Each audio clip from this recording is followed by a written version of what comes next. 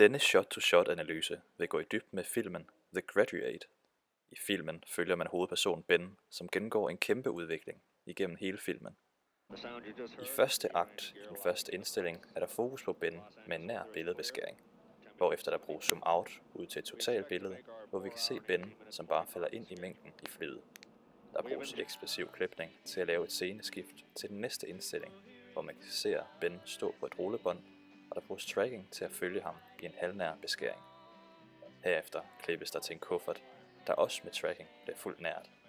Denne sammenligning viser, at de passer sammen og er ens.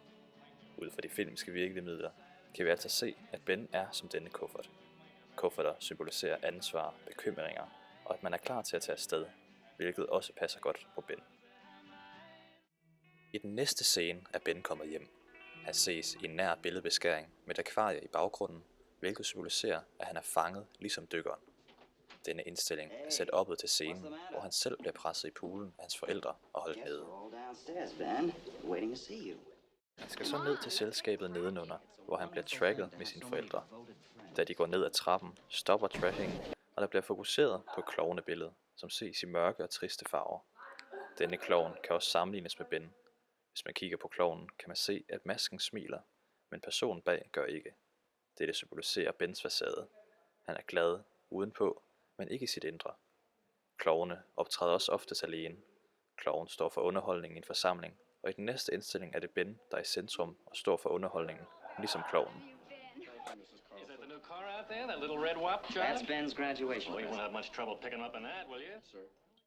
I sidste akt ses Ben i en frame i sin bil, hvilket symboliserer, at han er indelukket og fanget, og denne gang går han ud af fangenskabet.